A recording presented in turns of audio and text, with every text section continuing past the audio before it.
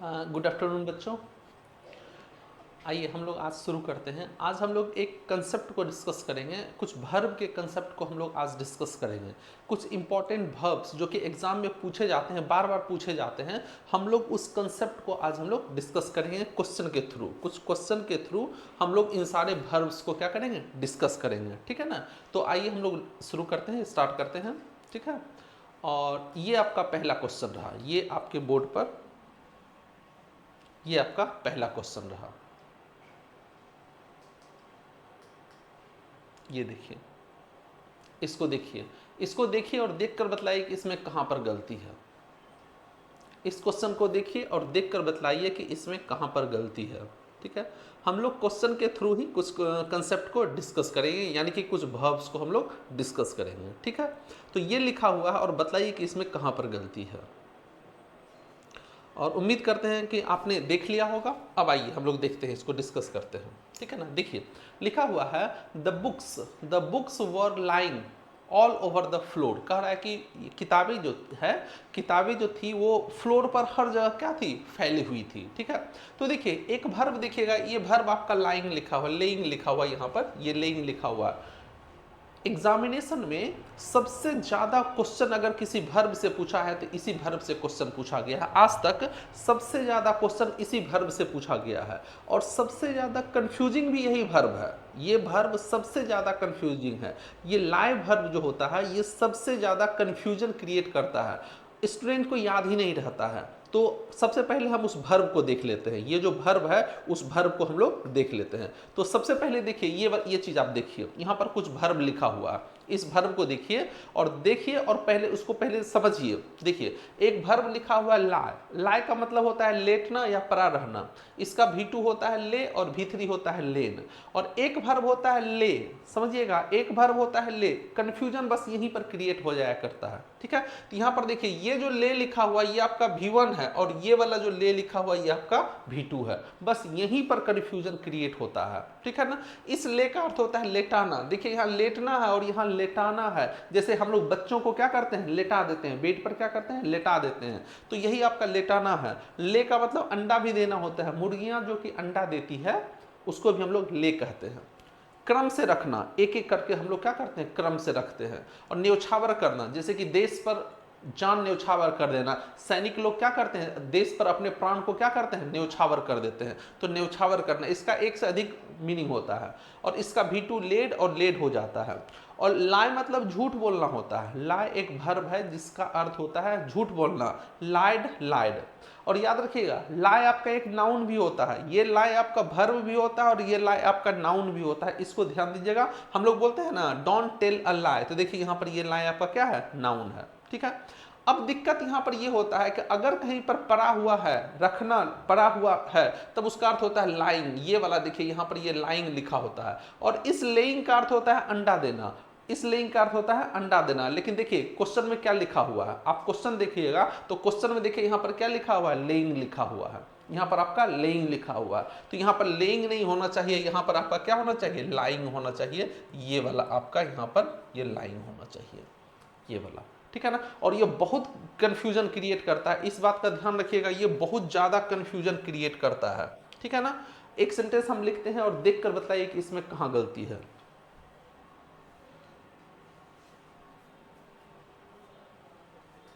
देखिए एक सेंटेंस हम लोग लिखते हैं, इस यहां पर लिखते हैं, देखिए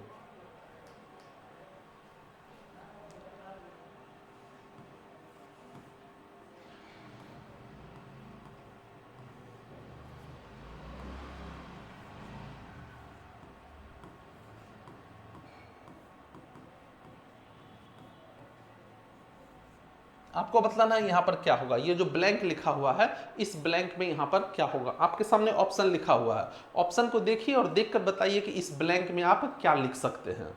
ठीक है ना। एक सेंटेंस और लिखते हैं।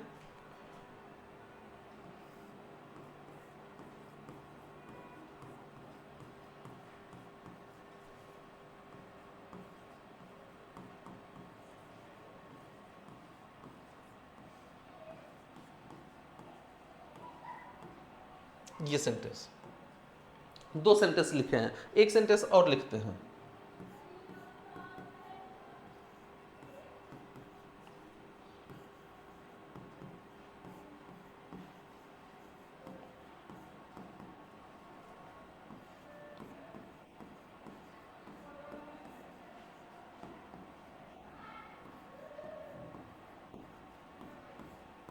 जी 3 सेंटेंस लिखा हुआ है और तीनों सेंटेंस को देखिए, ऑप्शन आपके सामने लिखा हुआ है और देखकर बताइए कि क्या आंसर होगा। इसको देखिए, तीनों सेंटेंस को आप गौर से देखिए और देखकर बताइए कि क्या आंसर होगा। आप यही देखिए, 1 मिनट के लिए आप देख लीजिए और देखकर बताइए कि आपका उस ब्लैंक में क्या आएगा, कौन सा ऑप्शन आपका यहां पर आएगा। आप देखकर बताइए जल्दी से।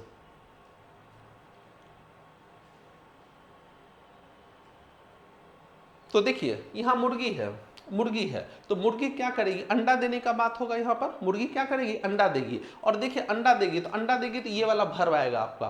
और देखिए यहाँ पर यस्टरडे लिखा हुआ है, यस्टरडे लिखा हुआ, इसका मतलब ये पास्ट का टाइम है, तो पास्ट का टाइम है तो V2 होगा। और V2 देखिए यहाँ पर क्या है, लेड हो जाएगा। यहाँ पर आपका LAID, ये आपका लेड हो जाएगा, ठीक है ना।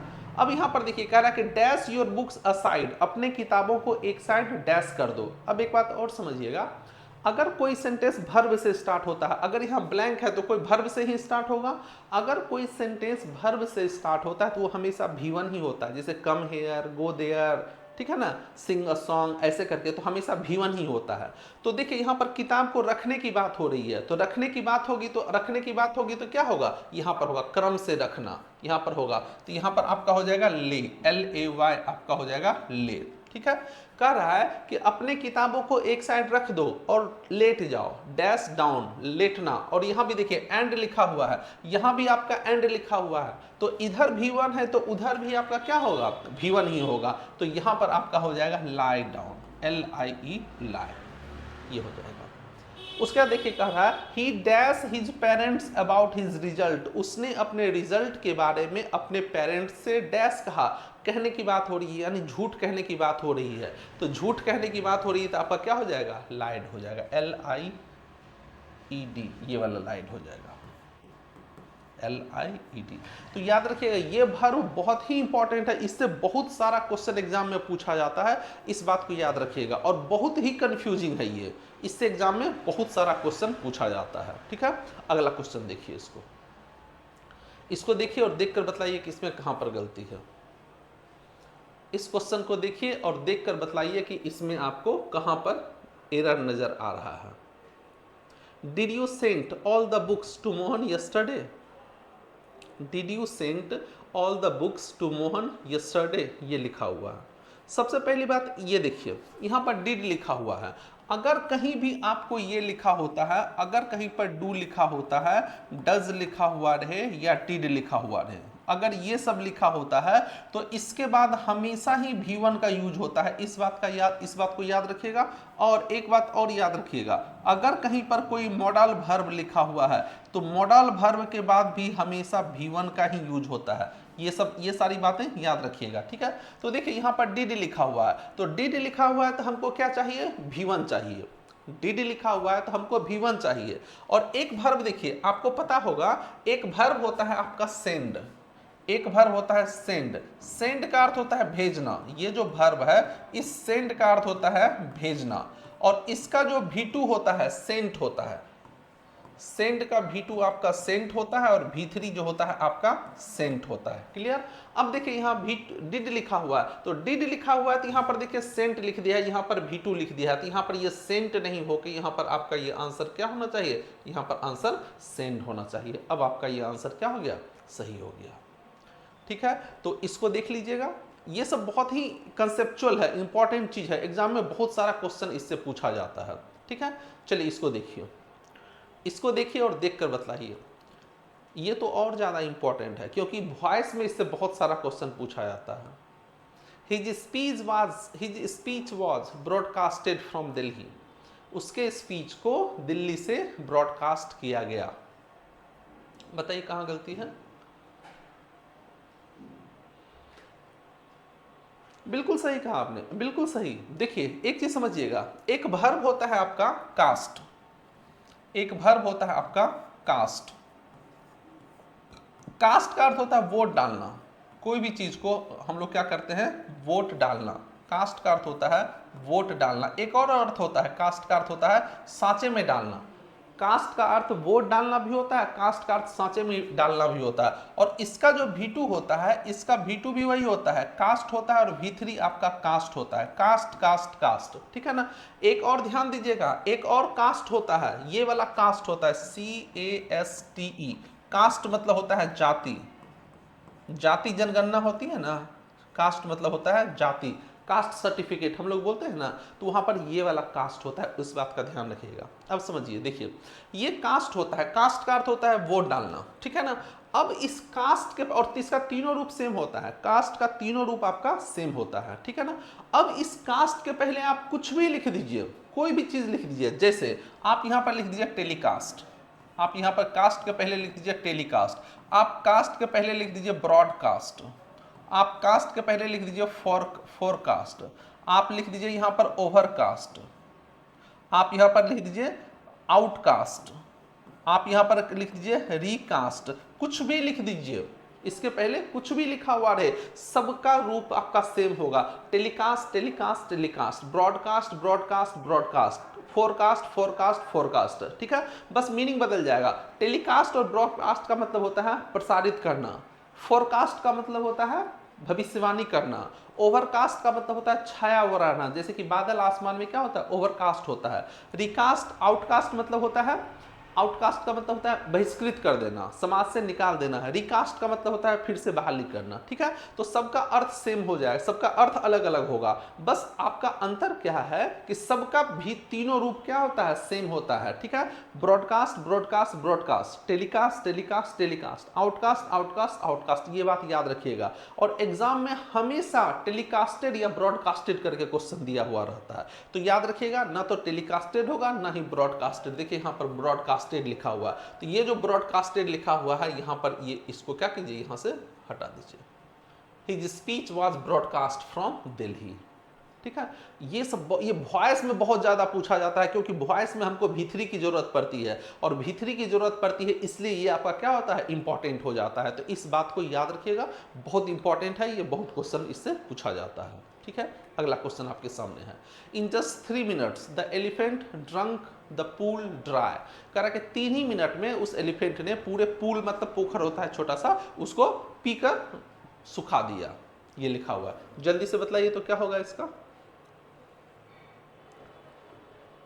तो देखिए, एक वर्ब आपका होता है, हर किसी ने पढ़ा होगा, आप लोग पढ़े होंगे, एक वर्ब होता है आपका ड्रिंक, एक वर्ब होता है ड्रिंक। ड्रिंक का अर्थ होता है पीना, हम लोग पानी पीते हैं ना, ड्रिंक का अर्थ होता है पीना, ठीक है। और इसका जो V2 होता है, ड्रिंक का V2 आपका होता है drunk, drink drank drunk, drink drank drunk, ये होता है इसका तीनों रूप होता है, ड्रिंक ड्रैंक ड्रंक। अब देखिए यहां पर कह रहा है कि ये ड्रंक लिखा हुआ है, और ये ड्रंक देखिए ये V3 लिखा हुआ है। अब आप हमको ये बतलाइए, क्या हैज हैव हैड के बिना V3 का यूज होता है एक्टिव सेंटेंस में? नहीं होता है। एक्टिव सेंटेंस में हैज हैव हैड के बिना V3 का यूज तो होता ही नहीं है, ये सेंटेंस एक्टिव है। तो यहाँ पर हमको यहाँ पर क्या चाहिए, V3 नहीं चाहिए, बल्कि हमको यहाँ पर V2 चाहिए। और इसका V2 जो होता है आपका ये वाला नहीं, ये वाला होता है ड्रैंक। तो ये जो ड्रंक लिखा हुआ है, इस ड्रंक के स्थान पर आप क्या कर दीजिए, ये कर दीजिए ये। अब आपका आंसर क्या हो गया, सही हो गया।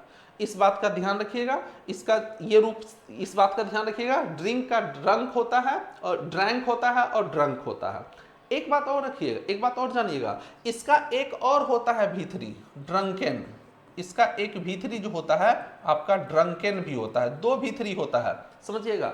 ड्रिंक वर्ब का 2 V3 होता है, एक होता है ड्रंक और एक होता है ड्रंकेन। बस अंतर क्या है कि इसका यूज वर्ब के रूप में होता है, लेकिन इसका यूज हमेशा एडजेक्टिव के रूप में होगा। ये वाला जो होता है इसका यूज आपका सिर्फ और सिर्फ एडजेक्टिव के रूप में होता है, ठीक है ना। इसका यूज एडजेक्टिव के रूप में ही होता है, यूज्ड एज एन एडजेक्टिव। हमेशा इसका यूज हमेशा एडजेक्टिव के रूप में होगा। जैसे हम लोग बोलेंगे द ड्रंकेन मैन,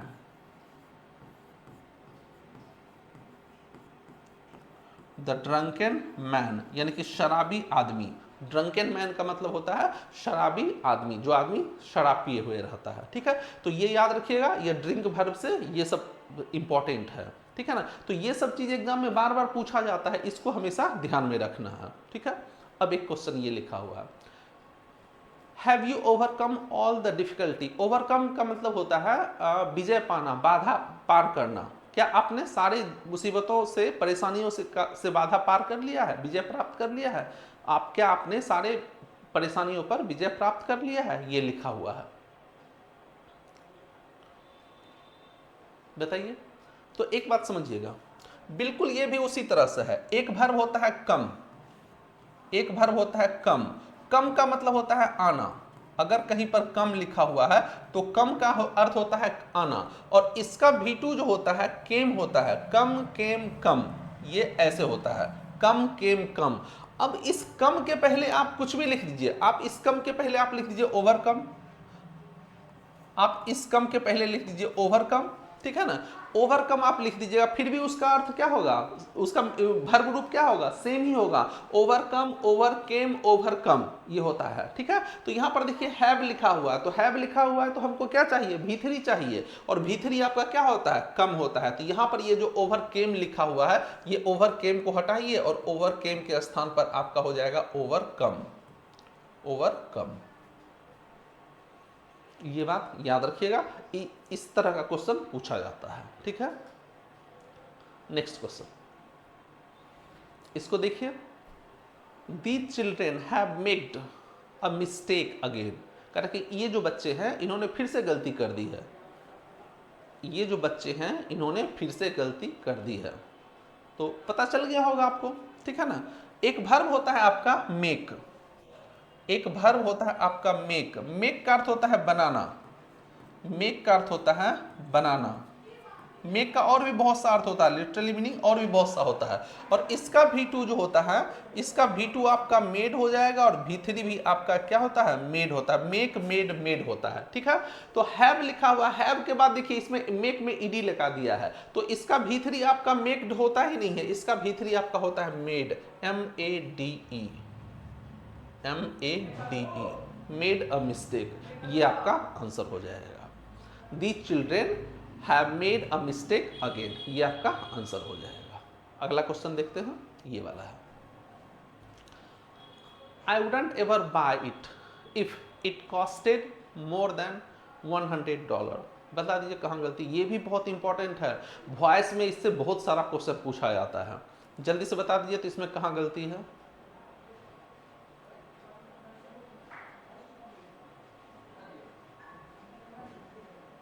पता चल गया होगा। देखिए, एक वर्ब होता है आपका कॉस्ट, एक वर्ब होता है आपका कॉस्ट।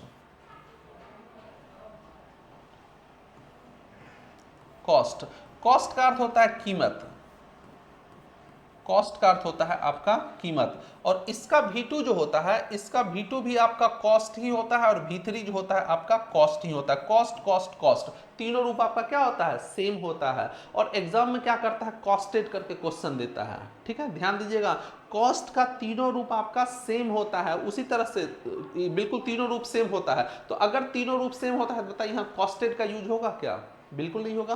कॉस्ट खुद में ही आपका एक क्या है, V3 लिखा हुआ है, तो यहां से आप क्या कर दीजिए, कॉस्टेड नहीं, आप यहां पर कॉस्ट कर दीजिए, सेंटेंस आपका सही हो जाएगा, ठीक है। एक तो ये पूछा जाता है। एक और याद रखिएगा, एक और वर्ब होता है हर्ट। हर्ट का अर्थ होता है चोट पहुंचाना। ये जो हर्ट होता है, हर्ट का अर्थ होता है चोट पहुंचाना। हर्ट का अर्थ होता है चोट पहुंचाना, ठीक है। और एक वर्ब और होता है, एक वर्ब होता है आपका स्प्रेड। स्प्रेड, स्प्रेड का अर्थ होता है फैलना या फैलाना।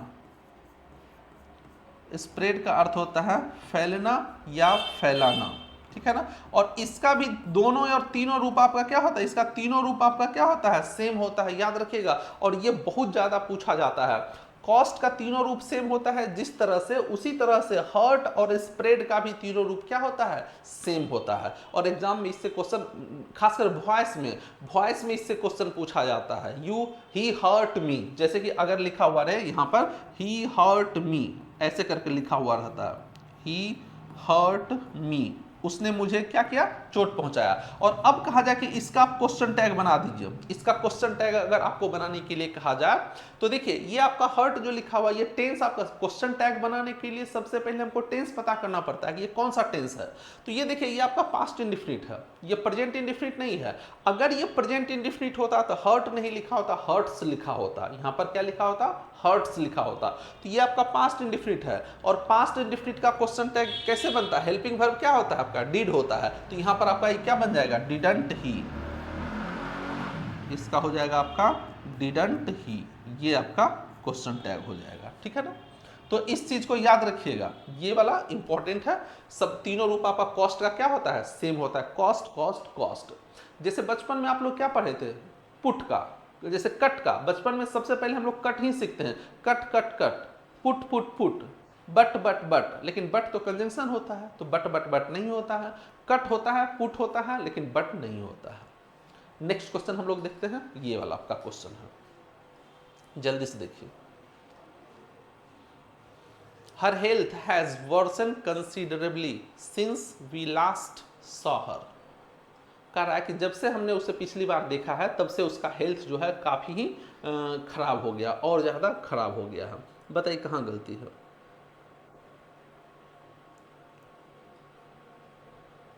तो देखिए एक एडजेक्टिव होता है, आप पढ़े होंगे, एक एडजेक्टिव आपका होता है बैड, एक एडजेक्टिव आपका होता है बैड, ठीक है ना। इसका कंपैरेटिव डिग्री होता है, बैड का कंपैरेटिव डिग्री होता है वर्स, और इसका सुपरलेटिव डिग्री जो होता है वर्स्ट होता है, WORST, वर्स्ट होता है, ठीक है ना। अब एक बात और समझिएगा, जब हम किसी एडजेक्टिव में en लगा देते हैं वो आपका वर्ब बन जाता है। ध्यान दीजिएगा, जब हम किसी एडजेक्टिव में en लगा देते हैं तो वो एडजेक्टिव आपका वर्ब बन जाता है। कहने का मतलब ये हो गया कि अगर कहीं पर कोई एडजेक्टिव लिखा हुआ है और एडजेक्टिव में हम जैसे ही en लगाएंगे वो आपका वर्ब में कन्वर्ट हो जाता है। जैसे हम लोग बोलेंगे ब्लैक, ब्लैक का अर्थ होता है काला, ये आपका एडजेक्टिव है, और जैसे ही इसमें हम en लगाएंगे अब आपका ये बन गया ब्लैकन। ब्लैकन का अर्थ हो गया काला करना, किसी चीज को काला करना। रेड, रेड मतलब होता है लाल, ये एडजेक्टिव है, और en लगा दिए तो ये क्या हो गया, रेडन। रेडन का मतलब होता है लाल करना। उसी तरह से ये जो वर्ड्स लिखा हुआ है, वर्ड्स, वर्ड्स भी आपका एडजेक्टिव है, ये वर्ड्स आपका एडजेक्टिव है, और इसमें हम लोग जब n लगा देंगे तो ये आपका वर्ब बन जाएगा, वर्सन, मतलब बुरा करना। इसका अर्थ हो जाएगा बुरा करना, और बुरा बुरा होना, वर्सन। तो ये क्या बन गया, वर्सन, ठीक है। अब देखिए जब ये वर्ब बनता है तो V1 होता है। ध्यान दीजिएगा, एडजेक्टिव में जब en या n लगाकर, चूंकि इसके अंत में e पहले से लगा हुआ है तो केवल n लगाएंगे, तो जब किसी एडजेक्टिव में n या en लगाकर उसको वर्ब बनाते हैं तो वो आपका V1 होता है। तो ये जो आपका वर्सन लिखा हुआ है ये आपका V1 है, और इसका V2 जब हमको बनाना होगा तब इसमें हम लोग ed लगा देंगे, और V3 बनाना होगा तो इसमें हम लोग क्या लगा देंगे, ed लगा देंगे। ये बात याद रखिएगा, ठीक है ना। तो अब देखिए यहां पर लिखा हुआ है हैज, हैज के बाद हमको क्या चाहिए, V3 चाहिए, लेकिन वर्सन देखिए आपका यहां पर क्या है, V1 लिखा हुआ है, तो इसको V3 बना दीजिए, इसमें आप क्या लगा दीजिए, ed लगा दीजिए, सेंटेंस आपका सही हो गया, वर्सेंड। अब आपका सेंटेंस क्या हो गया, सही हो गया, ठीक है। चलिए इस क्वेश्चन को देखिए, several of his paintings hanged. ये तो बहुत ही इंपॉर्टेंट क्वेश्चन है, ये तो बहुत ही इंपॉर्टेंट वर्ब है, इससे बहुत सारा क्वेश्चन पूछा आता है। Several of his paintings hanged in the Tete gallery. जल्दी से बतलाइए, तो जल्दी से बतलाइए इसमें कहां है गलती। तो ध्यान दीजिए, अब समझते हैं। सबसे पहले आप देखिए एक वर्ब को देखिए, यहां पर एक वर्ब देखिए, एक वर्ब होता है हैंग। हैंग का अर्थ होता है लटकाना, और इसका V2 होता है हंग, और V3 आपका हंग, और एक और V1, देखिए V1 दोनों का सेम है, V1 आपका सेम है, और एक हंग का अर्थ होता है लटकाना और एक हंग का अर्थ होता है फांसी देना। लेकिन V2 और V3 में अंतर हो जाता है, जब फांसी देना इसका अर्थ होगा तब इसका हो जाएगा हैंग्ड और आपका हैंग्ड हो जाएगा, लेकिन जब लटकाना होगा तब इसका हंग और हंग हो जाएगा। घर में आप हैंगर में कपड़ा टांगते हैं तो यही इससे बना है हैंग, इससे आपका हैंगर बना है। है, ठीक है। तो ये एकदम याद कर लीजिएगा, ये बहुत ही इंपॉर्टेंट है, ठीक है। इसी से रिलेटेड हम यहाँ कुछ क्वेश्चंस लिखे हैं। पहला क्वेश्चन को देखिए और बताइए कहाँ गलती है जल्दी से। द एसेसिन, एसेसिन का अर्थ होता है हत्यारा। ये जो एसेसिन लिखा हुआ है, एसेसिन का अर्थ होता है किलर, मर्डरर, हत्यारा। एसेसिन का अर्थ होता है हत्यारा, ठीक है ना। एसेसिन मतलब हत्यारा, और एसेसिनेशन हत्या, ठीक है ना, दोनों नाउन ही है। देखिए, the assassin was convicted, convicted का अर्थ होता है उसको दोषी ठहरा दिया जाना। The assassin was convicted and ordered to be hung. अब देखिए कह रहा है कि उस हत्यारे को दोषी ठहरा दिया गया और ऑर्डर दिया गया कि इसको क्या कीजिए, फांसी दे दीजिए। और फांसी दे दीजिए का ये हंग नहीं होता है, यहाँ पर इस हंग के बदले आप यहाँ पर क्या कर दीजिए, हैंग्ड कर दीजिए। अब सेंटेंस आपका क्या हो गया, सही हो गया। यहाँ देखिए, the servant hanged the lamp on the wall. नौकर ने लैंप को वॉल पर क्या किया, लटका दिया। तो लटका दिया तो ये वाला हैंग नहीं होगा, आपका हो जाएगा हंग हो जाएगा। ये जो लिखा हुआ इसको हटाइए और यहां से आप क्या कर दीजिए, हंग कर दीजिए, ठीक है ना। अब देखिए, the picture hung on the wall depicted a village scene. कह रहा है कि जो पिक्चर उस वॉल पर लटका हुआ है एक गांव के सीन को क्या कर रहा है, चित्रित कर रहा है। तो ये सेंटेंस बिल्कुल सही है। ये हंग जो लिखा हुआ है यहाँ पर, ये बिल्कुल क्या है, सही है। तो इस सेंटेंस में कहीं कोई गलती नहीं है। इसको देखिए, इसको देखिए और देखकर बताइए तो कहाँ गलती है। The girl put a noose, noose का अर्थ होता है फंदा, फांसी का फंदा होता है ना, ये कपड़े का फंदा। तो ये जो नूज लिखा हुआ है, नूज का अर्थ होता है फंदा, नूज का अर्थ होता है फंदा। कह रहा है कि the girl put a noose around her neck, उस लड़की ने एक फंदा को अपने गर्दन के इर्द गिर्द लटकाया। And hung herself in sheer depression, sheer depression, sheer का अर्थ होता है कंप्लीट, डिप्रेशन का अर्थ होता है निराशा। उसने अपने फंदा को अपने गर्दन के चारों तरफ लटकाया और कंप्लीट निराशा में अपने आप को क्या किया, लटका लिया, यानी फांसी पर लटका लिया। तो फांसी पर लटका लिया तो यहां पर यह हंग नहीं हो के आपका यहां पर क्या हो जाएगा, हैंग्ड हो जाएगा, आपका यहां पर हैंग हो जाएगा। तो इसको याद रखिएगा, इससे बहुत सारा क्वेश्चन पूछा जाता है, बहुत ज्यादा पूछा जाता है, ठीक है। अब इस क्वेश्चन को देखिए और इस क्वेश्चन को देखिए। देखिए पेंटिंग की बात हो रही है, तो पेंटिंग की बात हो रही है तो यहाँ पर हैंग्ड नहीं हो कि यहाँ पर आपका क्या हो जाएगा, ये आपका हंग हो जाएगा, ठीक है ना। तो इस बात को याद रखिएगा, बहुत एग्जाम में इससे क्वेश्चन पूछा जाता है, इसको आपको ध्यान में रखना है, ठीक है ना। नेक्स्ट क्वेश्चन देखिए। One of the kids fail, one of the kids fall into the river. कह रहा कि एक बच्चा जो था वह नदी में क्या हो गया, गिर गया। बताइए तो कहाँ गलती है। One of the kids fall into the river.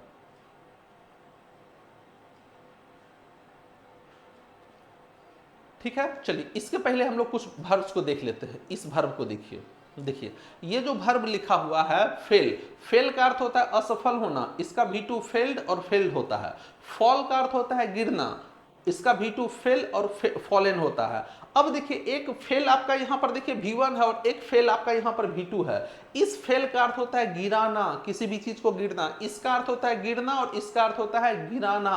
इस बात का ध्यान रखिएगा, ये इंपॉर्टेंट चीज है। ये आपका क्वेश्चन इसी दोनों से कंफ्यूजन में डालता है, इसी को कंफ्यूजन में डालता है। फॉल का अर्थ होता है गिरना और फेल का अर्थ होता है गिराना। ये देखिए V2 है और ये आपका क्या है, V1 है, ठीक है। तो इस बात को याद रखिएगा।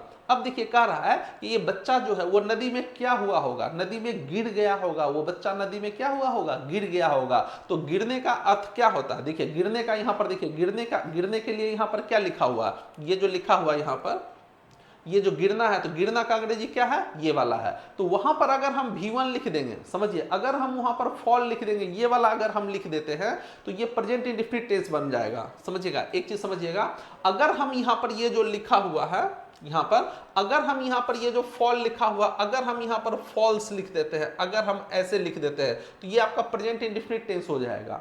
प्रेजेंट इंडेफिनिट टेंस का यूज हम लोग कब करते हैं, प्रेजेंट इंडेफिनिट टेंस का यूज वैसे एक्शन के लिए किया जाता है जो रेगुलर हो, फ्रीक्वेंट हो, जनरल हो, यानी जो बार बार होने वाला हो, हैबिचुअल एक्शन। तो बतलाइए क्या इस बच्चे का उस नदी में गिरना ये बार बार होने वाला एक्शन होगा या एक ही बार होगा। वो बच्चा उस नदी में बार बार गिरा होगा या एक ही बार गिरा होगा, तो एक ही बार गिरा होगा। ये सिंगल इवेंट एक्शन है। अगर सिंगल इवेंट एक्शन है तो इसको एक ही बार ये गिरा होगा, और अगर ये एक ही बार गिरा होगा तो यहाँ पर ये आपका क्या हो जाएगा, यहाँ पर आपका V2 हो जाएगा। ये फॉल को हटाइए, यहाँ पर आपका क्या हो जाएगा, फेल हो जाएगा, फेल। ठीक है, तो इसको ध्यान में रखिएगा। इसको देखिए, आपको आज वही सब वर्ब हम बतला रहे हैं जो एग्जाम में बहुत ज्यादा पूछा जाता है, आलतू फालतू नहीं, जो एग्जाम में बहुत ज्यादा पूछा जाता है वही चीज, वही सारा आपको वर्ब बतला रहे हैं। ये सब वर्ब ऐसा है जो कि एग्जाम में बहुत ज्यादा पूछा जाता है। ठीक है, अब इसका आंसर बतलाइए। The hunter rose the gun and fired, कह रहा उस शिकारी ने गन को उठाया और फायर कर दिया। जल्दी से बतलाइए क्या होगा। इसके पहले, इसको देखने से पहले हम लोग एक वर्ब को हम लोग डिस्कस करते हैं। देखिए ये सारा इंपॉर्टेंट वर्ब है। ठीक है, देखिए राइज का अर्थ होता है ऊपर उठना, राइज का अर्थ जगना भी होता है, और रेज का अर्थ होता है उठाना।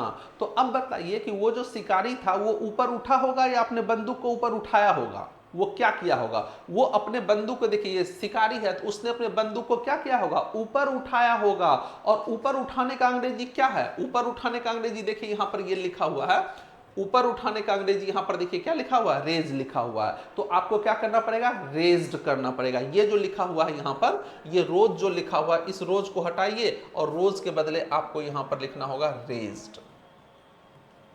यहां पर आपको रेज्ड लिखना होगा। ठीक है ना, तो ये सारा जितना भी वर्ब है, इन सारे वर्ब को आप ध्यान से देखिएगा। ये सारा का सारा वर्ब बहुत इंपॉर्टेंट है और एग्जाम में बहुत सारा क्वेश्चन पूछा जाता है। एग्जाम में बहुत सारा क्वेश्चन इससे पूछा जाता है। ठीक है ना, एक सेंटेंस हम लिखते हैं, इस चीज को ध्यान दीजिएगा। देखिए हमने एक सेंटेंस लिखा,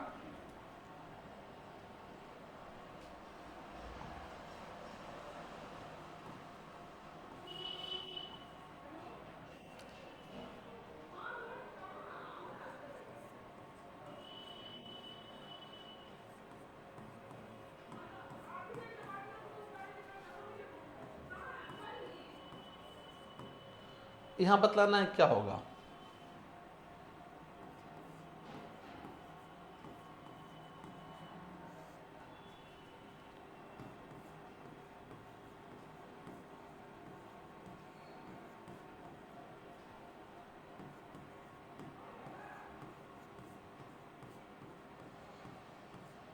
ये लिखा हुआ, और बता दीजिए क्या होगा। हाँ, वार्म एयर, गर्म हवा, warm air upward in the sky. Warm air आसमान में क्या होता है, ऊपर उठता है, ऊपर उठता है। तो यहां पर आपका क्या हो जाएगा, राइजेस। यहां पर आपका हो जाएगा rises, warm air rises upward in the sky.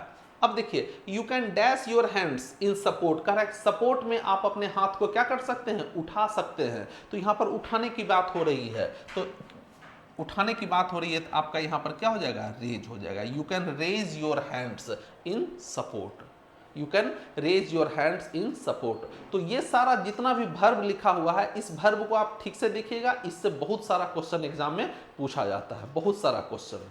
ठीक है ना, इसको देखिए।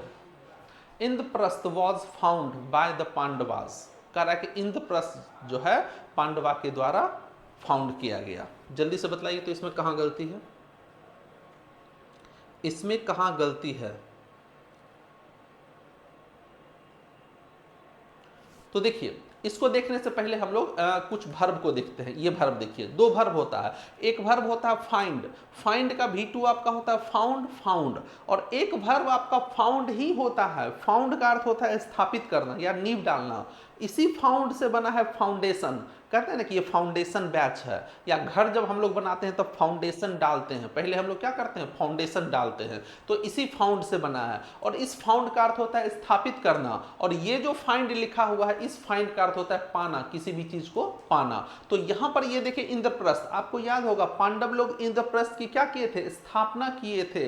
तो स्थापना किए थे, तो यहां पर फाउंड नहीं होगा, आपका फाउंडेड हो जाएगा। हमको यहां क्या चाहिए, V3 चाहिए, तो यहां पर आपका हो जाएगा फाउंडेड, स्थापित किया। इंद्रप्रस्थ को उन्होंने क्या किया था, स्थापित किया था। ठीक है ना, तो ये ध्यान में रखना है आपको। ठीक है, इस क्वेश्चन को देखिए। The river has overflown its bank, हर बार यही इसी तरह का क्वेश्चन पूछा जाता है, यही question. The river has overflown its banks, कह रहा कि नदी जो है अपने किनारों को क्या कर गई, ओवरफ्लो कर गई।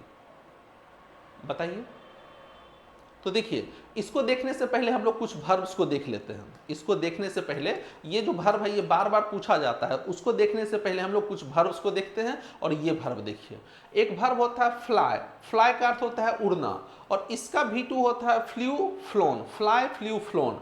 एक वर्ब होता है ब्लो, ब्लो का अर्थ होता है बहना, और फ्लो का अर्थ भी होता है बहना, दोनों का अर्थ बहना होता है। लेकिन ब्लो का अर्थ होता है किसी पानी का बहना, और सॉरी, ब्लो का अर्थ होता है हवा का बहना, और ये जो फ्लो लिखा हुआ, फ्लो का अर्थ होता है पानी का बहना। ब्लो का अर्थ नाक का भी बहना, किसी का नाक, बच्चा लोग का देखते हैं नाक बहते रहता है, तो उसको भी कहते हैं ब्लो, ब्लो योर नोज, अपने नाक को क्या करो, पोंछ लो, ठीक है। अब देखिए, ये जो फ्लो लिखा हुआ है फ्लो, और इसके पहले ओवरफ्लो, हम इसके पहले ओवरफ्लो लगा देते हैं, तो फिर भी आपका ओवरफ्लोड ओवरफ्लोड ही होगा। लेकिन चूंकि यहां पर फ्लोन लिखा हुआ है, तो एग्जाम में क्या करता है, ओवरफ्लोन करके क्वेश्चन देता है, ठीक है ना, ओवरफ्लोन करके क्वेश्चन देता है। तो ध्यान दीजिएगा, ओवरफ्लोड हैगा फिर भी आपका ईडी ही लगता है, ओवरफ्लो ओवरफ्लोड ओवरफ्लोड होता है, ठीक है ना। ये बात ध्यान में रखिएगा, इससे भी बहुत सारा क्वेश्चन पूछा जाता है एग्जाम में हर बार। तो अब देखिए, यहां ओवरफ्लोन लिखा हुआ है, तो यहां ओवरफ्लोन नहीं हो के आपका क्या हो जाएगा, ओवरफ्लोड हो जाएगा। ये जो ओवरफ्लोन है,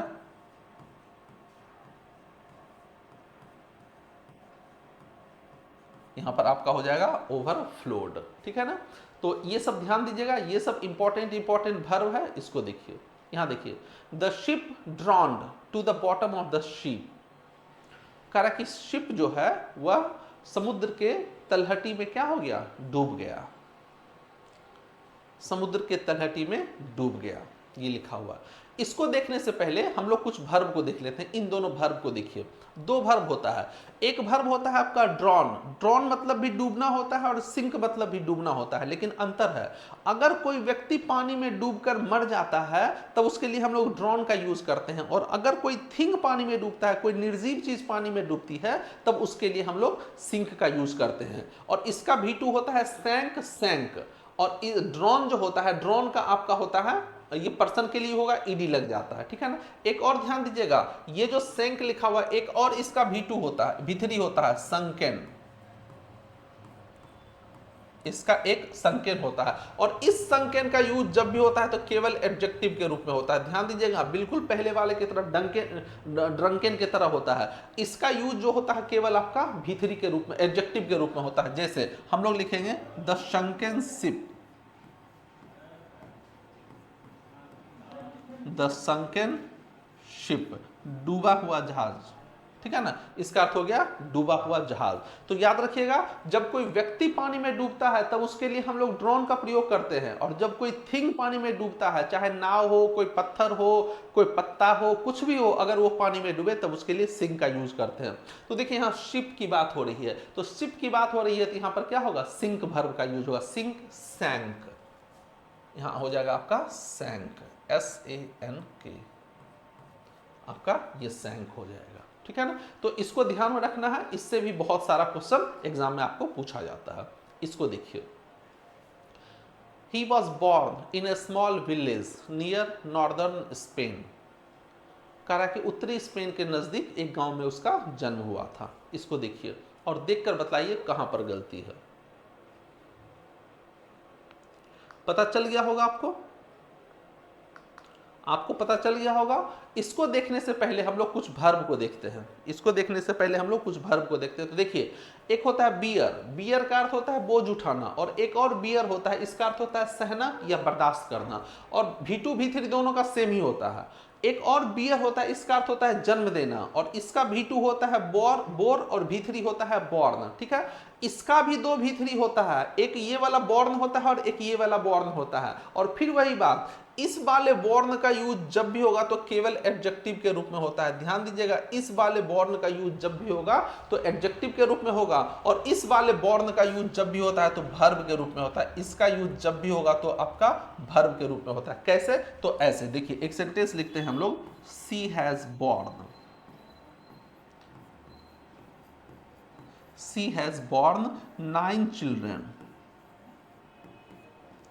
सी हैज बॉर्न 9 चिल्ड्रन। और एक सेंटेंस और लिखते हैं, बापू वॉज बॉर्न,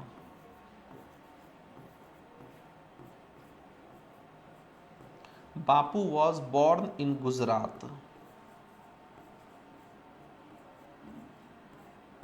ठीक है ना। अब देखिए यहाँ पर ध्यान दीजिएगा, इस चीज को ध्यान दीजिए। देखिए ये वाला जो बॉर्न है इसका यूज केवल वर्ब के रूप में होता है, और ये वाला जो बॉर्न होता है इसका यूज एडजेक्टिव के रूप में होता है। तो यहाँ पर देखिए हैज के बाद हमको भी3 चाहिए, तो भी3 चाहिए, तो ये प्रेजेंट परफेक्ट टेंस है, तो यहाँ पर ये वाला बॉर्न नहीं होगा बल्कि ये वाला बॉर्न होगा। लेकिन यहाँ पर वॉज लिखा हुआ है, और वॉज लिखा हुआ है तो यहाँ पर हमको क्या चाहिए, एडजेक्टिव चाहिए। तो ये वाला यहाँ पर बॉर्न देखिए, ये बॉर्न आपका सही है, लेकिन यहाँ पर ये वाला बॉर्न आपका गलत है। यहाँ पर इस बॉर्न में आपको क्या लगाना पड़ेगा, ई लगाना पड़ेगा, तब आपका क्या होगा, सही हो जाएगा। ठीक है, तो ये भी आपका बहुत इंपॉर्टेंट है, इसको भी ध्यान में रखना है, इससे भी बहुत सारा क्वेश्चन पूछा जाता है। अब क्वेश्चन को देखिए, कह रहा कि ही वॉज बॉर्न, तो अब देखिए वॉज लिखा हुआ है, तो वॉज के बाद आपका ये वाला बॉर्न नहीं होके आपका यहाँ पर क्या हो जाएगा, ये वाला बॉर्न हो जाएगा, ही वॉज बॉर्न। ठीक है ना, तो इसको ध्यान में रखना है। ठीक है, ये सारे वर्ब को आपको ध्यान में रखना है। ठीक है, तो ये था, ये कुछ इंपॉर्टेंट वर्ब्स थे। ठीक है ना, ये सारे इंपॉर्टेंट वर्ब्स हैं, इसको आप ध्यान से देखते रहिएगा। ये आपको वही सब वर्ब, यहाँ पर जितने भी वर्ब लिखाए हैं केवल वही सारे वर्ब्स हैं जो एग्जाम में बार बार पूछे जाते हैं। ठीक है ना, बहुत और कंफ्यूजिंग वर्ब्स, ये सारे कंफ्यूजिंग वर्ब्स हैं। खासकर लाई को याद रखिएगा, बॉर्न को याद रखिए, राइज को याद रखिए, हैंग को याद रखिए, ये सब बहुत पूछे जाते हैं एग्जाम में। एग्जाम के लिए ये सारे वर्ब्स बहुत ही इंपॉर्टेंट है। ठीक है, तो आज भर के लिए हम लोग इतना ही रखते हैं, फिर अगले दिन मिलते हैं, तब तक के लिए थैंक यू।